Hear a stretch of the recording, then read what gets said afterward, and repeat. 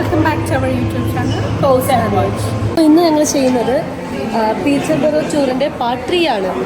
ഒരു 1.5 year back ഞങ്ങളൊരു 2 പാർട്സായിട്ട് പീച്ചർബറോ tour ചെയ്തായിരുന്നു. അപ്പോൾ അതിൻ്റെ ബാക്കിയായിട്ട് ഇന്ന് ഞങ്ങളിത് ക്യൂൻസ് ഗേറ്റ് ആണ് ചെയ്യുന്നത്. അപ്പോൾ അതിന് കാണാനുള്ള ലിങ്ക് ഞങ്ങൾ ഓൾറെഡി ഡിസ്ക്രിപ്ഷനിൽ കൊടുത്തിട്ടാവും. അത് കണ്ടതിന് ശേഷം നമുക്ക് പാർട്ട് 3ലേക്ക് വരാം. So let's go to Peterborough tour part 3.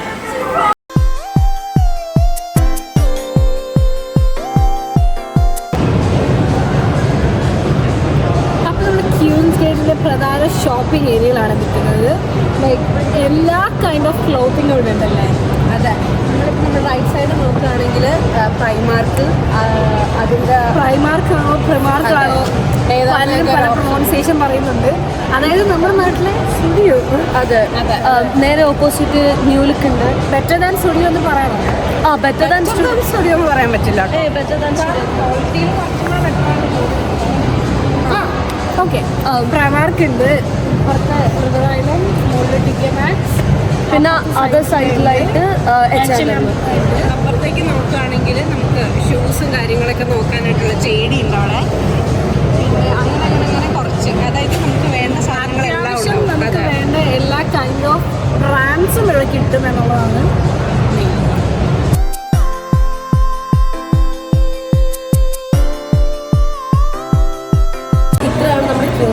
Tour എന്ന് പറയുന്നത് കുറച്ച് ഷോപ്പിംഗ് മാൾസും ഫുഡ് കോർട്ടും കുറച്ച് സ്കിൻ ക്ലിനിക്സും ഇൻക്ലൂഡഡ് ആയിട്ടുള്ള ഒരു വലിയൊരു കോംപ്ലക്സ് ആണ് ക്യൂൻസ് ഗേറ്റ് എന്ന് പറയുന്നത്.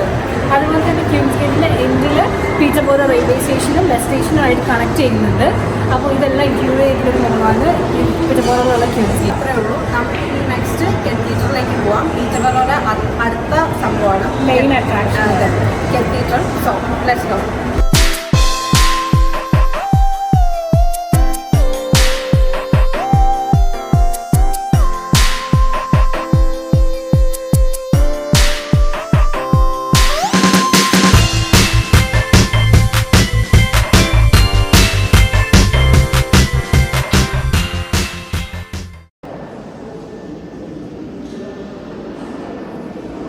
അപ്പോൾ നമ്മൾ ഇവിടെ നിന്നായിരുന്നു നമ്മുടെ ഗ്രാജുവേഷൻ. ഇവിടെ ആയിരുന്നു കേട്ടോ നമ്മൾ കറക്റ്റ് ഇരുന്നതും. പിന്നെ ആ ഫ്രണ്ട് പോർഷനാണ് നമ്മുടെ സ്റ്റേജ്. അപ്പോൾ ഇവിടെ നിന്നാണ് വിളിച്ചത്, നമ്മൾ പോയതുമൊക്കെ. പിന്നെ ഈ ഏരിയ ആണ് കറക്റ്റ് പ്രെയർ റൂം എന്ന് പറയുന്നത്. നോർമലി പബ്ലിക്കായിട്ട് വന്ന് പ്രെയർ ചെയ്യാൻ പറ്റുന്ന റൂമാണ്. ഇവിടെയാണ് ഒരു ഹാങ്ങിങ് ക്രോസ് വെച്ചിട്ടുള്ളത് ജീസസിൻ്റെ. ഇത് നമ്മുടെ ഈ പീറ്റർബറോ കത്തീഡ്രലിൻ്റെ അകത്ത് വരുമ്പോൾ ഇതിൻ്റെ സൈഡിലൊക്കെ ഒരുപാട് ആർട്ട് ഫോംസ് വെച്ചിട്ടുണ്ട്. അതായത് പെയിൻറ്റിങ്സും പിന്നെ അതുപോലെ ഇവിടെ ഇതിന് മുന്നേ സിവിൽ വാറിൻ്റെ ടൈമിൽ 2 ഫേമസ് ആയിട്ട് ക്യൂൻസ് മരിച്ചിട്ടുണ്ട്. അത് ഒരുമിച്ചിട്ട് ടൈം അങ്ങോട്ട് മരിച്ചു എന്നാണ് പറയുന്നത്. അപ്പോൾ അത് ഇവിടെ എവിടെയൊക്കെ ഉണ്ട് അവരുടെ കല്ലറയിലെ കാര്യങ്ങളും ഒക്കെ ഇവിടെ അവരെ ബറി ചെയ്തിട്ടുണ്ട്. ഒരു ക്യൂ നമുക്കിവിടെ കാണാൻ പറ്റും. ഇവിടെ ആരോ ബറി ചെയ്തിട്ടുണ്ട്. അപ്പോൾ ഈ ഇവിടെയൊക്കെ ഈ താഴെ കാണുന്ന സ്ഥലത്തൊക്കെ ബറി ചെയ്തിട്ടുള്ളതാണ് കേട്ടോ. പക്ഷെ നമ്മൾ അതിൻ്റെ പുറത്തുകൂടിയാണ് നടക്കുന്നത് കാര്യങ്ങളൊക്കെ. ഇവിടെ ഒരെണ്ണമുണ്ട്. ഇവിടെ കൊടുത്തിരിക്കുന്നത് കത്തീഡ്രൽ കമ്മ്യൂണിറ്റിയുടെ കുറച്ച് കാര്യങ്ങൾ, അവരെ റെപ്രസെൻ്റ് ചെയ്തിട്ടുള്ള കാര്യങ്ങൾ, അവരുടെ ഓർഗനൈസേഷൻ, ഫാമിലി, അവർ എത്ര പേരുണ്ട്, അങ്ങനെ സപ്പോർട്ട് ചെയ്യുക. പിന്നെ ഈ ഫണ്ടൊക്കെ കൊടുക്കുന്ന ആൾക്കാരില്ലേ, അവരെയൊക്കെ പറ്റിയുള്ള ഡീറ്റെയിൽസും കാര്യങ്ങളൊക്കെയാണ് ഇവിടെ കൊടുത്തിരിക്കുന്നത്. പിന്നെ ഇതിൻ്റെ നേരെ ഓപ്പോസിറ്റ് വരുമ്പോൾ നമുക്ക് കാണാൻ കഴിയുന്നത് ഒരു ഫ്ലാഗ്. അതായത് എനിക്ക് തോന്നുന്നത് പണ്ട് സിവിൽ വാറിൻ്റെ ടൈമിൽ ആർമീനെ റെപ്രസെൻ്റ് ചെയ്തിട്ടുള്ള കുറച്ച് ഫ്ലാഗുകളാണ്. അതായത് ഈ ഹണ്ടിങ് ഷെയർ, പിന്നെ അതുപോലെ ആംഗ്ലി എൻറിച്ച്മെൻ്റ് എന്ന് പറഞ്ഞിട്ട് അവരുടെയൊക്കെ റെപ്രസെൻ്റ് ചെയ്തിട്ടുള്ള ഫ്ലാഗുകളാണ് കൊടുത്തിരിക്കുന്നത്. ഇതെല്ലാം ഹാൻഡ് മെയ്ഡ് ആക്ച്വലി. അത് കൈകൊണ്ട് തുന്നി ചെയ്തിരിക്കുന്നത്. ഭയങ്കര ബ്യൂട്ടിഫുള്ളാണ് കാണാൻ തന്നെ. ഇതിൽ നിങ്ങൾക്ക് എത്ര ക്ലിയർ ആയിട്ട് കാണുന്നുണ്ടെന്ന് നമുക്കറിയില്ല. പക്ഷെ നമുക്കിത് ഭയങ്കര നല്ല രസം, നല്ലൊരു ഹാൻഡ് വർക്കാണ്. എല്ലാം നല്ല രസമല്ലേ കാണാൻ. അതിൻ്റെ സൈഡിൽ തന്നെ ആയിട്ട് ചേർച്ചിൻ്റെ അണ്ടർഗ്രൗണ്ടിലേക്ക് പോകുന്ന രീതിയിൽ ഒരു സ്റ്റെയർസ് ഉണ്ട്. എനിക്ക് തോന്നുന്നു ഇവിടെ ആയിരിക്കാം ഇവരെയൊക്കെ ബറി ചെയ്തിട്ടുണ്ടാവുക. അത് നമുക്ക് ഉറപ്പൊന്നുമില്ല, നമ്മൾ ഒരു ഗസ് ചെയ്യുന്നതാണ്, പറയുന്നതേ ഉള്ളൂ. ഇവിടെ അനൗൺസ്മെൻറ്റ് നടക്കുന്നതുകൊണ്ട് ഞങ്ങളുടെ ഓഡിയോ എത്ര ക്ലിയർ ആണെന്ന് ഞങ്ങൾക്ക് അറിയില്ല. എന്നാലും ഞങ്ങൾ എടുക്കുകയാണ് ഈ വീഡിയോ. അപ്പോൾ ഈ സൈഡിൽ കാണുന്നതൊക്കെ പ്രെയർ റൂംസ് ആണ്, അതായത് പ്രൈവറ്റ് പ്രെയർ റൂംസ് ആണ്. കാരണം ഇവിടെ വരുന്ന എല്ലാ ആൾക്കാരും, ഞാൻ നേരത്തെ പറഞ്ഞല്ലോ, ഇവിടെ ഗാലറിയും പിന്നെ ആർക്കിടെക്ചർ, അതായത് ഈ സിവിൽ വാറിൽ മരിച്ച ഒത്തിരി ആൾക്കാരുടെ ഈ പ്രതിമകൾ, ഈ സ്റ്റോൺ കല്ലിലൊക്കെ കുത്തിവെച്ചിട്ടുള്ള ശില്പങ്ങളും കാര്യങ്ങളൊക്കെയാണ് ഇവിടെ ഉള്ളത്. അപ്പോൾ അത് കാണാനാണ് ഇവിടെ കൂടുതൽ ആൾക്കാരും വരുന്നത്.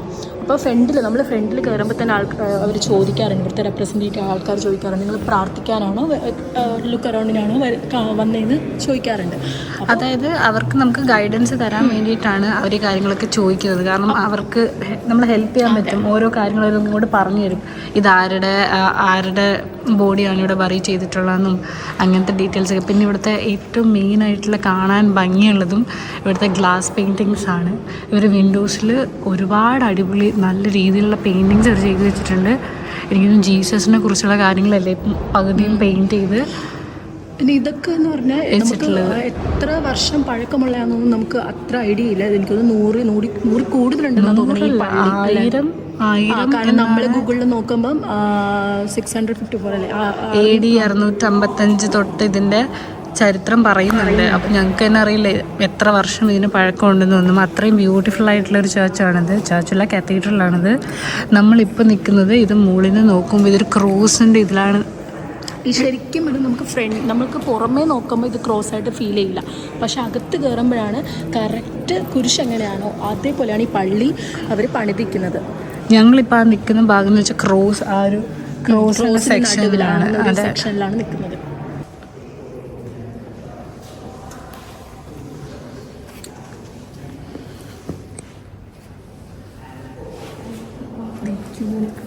മേരി ക്യൂൺ ഓഫ് സ്കോട്ട്, അതായത് സ്കോട്ട്ലാൻഡിലെ ക്യൂണാണ് കേട്ടോ അത് കാണുന്നത്.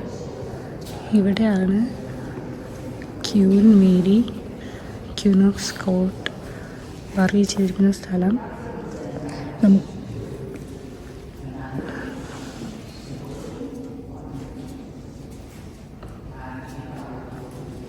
ആ ഉള്ളി കാണുന്ന സ്ഥലത്താണ് ക്യൂൻ മേരീനെ ബറി ചെയ്തിട്ടുള്ളത്.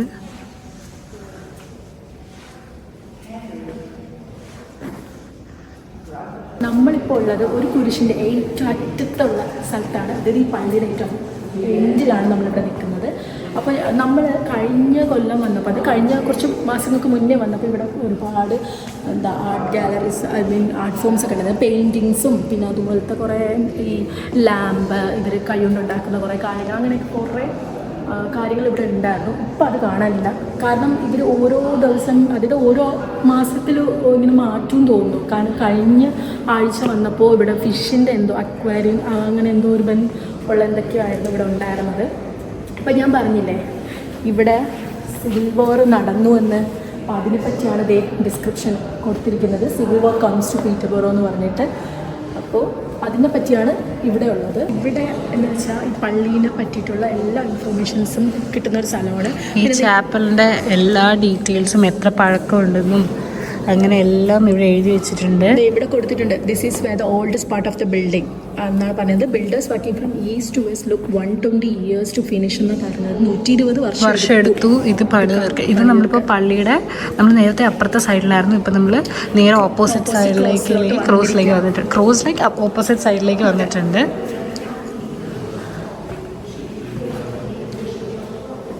ഇതൊക്കെ എനിക്ക് തോന്നുന്നു ഹീറ്ററാന്ന് തോന്നുന്നു അല്ലേ?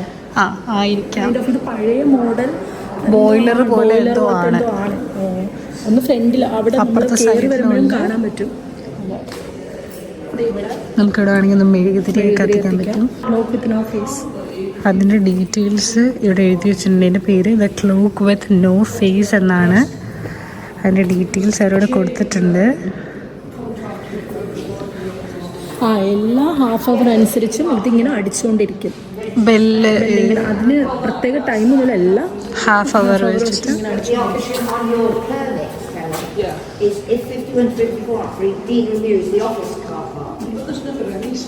ഇവിടെയും ദ ടവർ എന്ന് പറഞ്ഞൊരിതുണ്ട്. നമുക്കതെന്താന്ന് നോക്കാം. അങ്ങോട്ട് വരുമ്പോൾ കാണുന്നത് ഇവരുടെ പഴയ ബൈബിൾസും കാര്യങ്ങളും. ഇതൊക്കെ 700 വർഷം പഴക്കമുള്ള ബൈബിളാണ് ഇതെല്ലാം. The smaller Bible from 13th century എന്നാണ് പറഞ്ഞിരിക്കുന്നത്. അതിൻ്റെ ഡീറ്റെയിൽസ് ഒക്കെ അവരോട് എഴുതി വെച്ചിട്ടുണ്ട് സൈഡിൽ തന്നെ നമുക്കിത് വായിക്കാൻ വേണ്ടിയിട്ട്. പിന്നെ ഇത് ക്രിസ്ത്യൻസിൻ്റെ കപ്പും കാര്യങ്ങളും അതൊക്കെ മറ്റേ ഈ വെള്ളം വൈനൊക്കെ ഒഴിക്കുന്നത് പ്രയർ ബുക്സ് ഒക്കെ ഇവിടെ വെച്ചിട്ടുണ്ട്. പഴയ കാലത്തെ പഴയതാണ്, അതായത് 14th century തൊട്ടുള്ളതാട്ടോ അതൊക്കെ. പക്ഷെ ആ ഒരു ഫീല് തോന്നില്ലല്ലേ, നല്ല പുതിയ. അവരത്രയും നന്നായിട്ട് അതിനെ കെയർ ചെയ്ത് ഇപ്പോഴും അതിനെ കൊണ്ടുപോകുന്നുണ്ട്. ഇവിടെ എന്തോ ഉണ്ടായിരുന്നു, അതെടുത്ത് മാറ്റിയും തോന്നുന്നു അവർ. ഇവിടെ കാണുന്നില്ല ഒന്നും. അതേണ്ട ഇവിടെ പള്ളിയിൽ അച്ഛൻ ധരിക്കുന്ന വസ്ത്രമാട്ടോ ഇതൊക്കെ.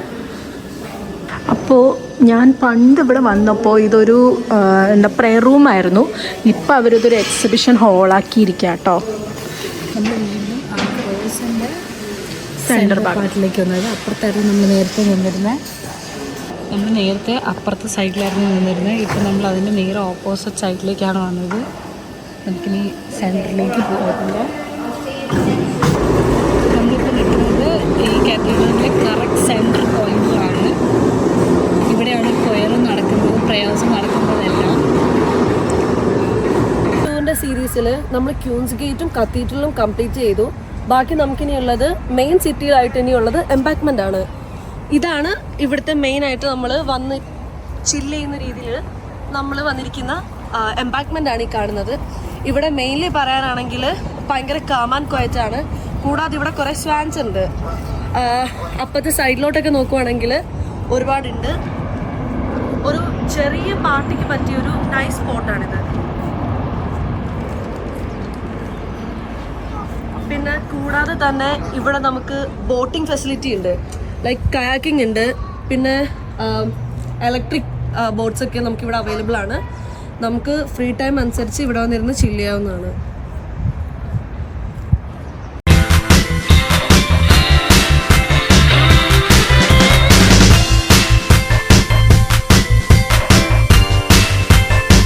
ടൂർ 1, 2, 3 ഇവിടെ തീരാണ്. പീച്ചപ്പുറം ടൂറ് തീരാണ്. അതെ. അപ്പം ഞങ്ങൾ ഇനി പീച്ചപ്പുറം ടൂറുമായിട്ട് വരുന്നൊന്നുമില്ല. അപ്പോൾ ഇത് ലാസ്റ്റ് പീച്ചപ്പുറം ടൂർ. അപ്പോൾ പാർട്ട് 1 ഉം 2 ഒക്കെ കാണാത്തവർ കാണുക.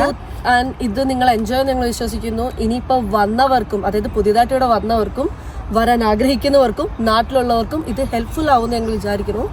അപ്പോൾ ഇനി കൂടുതൽ വീഡിയോസായിട്ട് ഞങ്ങൾ വരും. അപ്പോൾ അതുവരെ do like, share, comment and subscribe. Bye.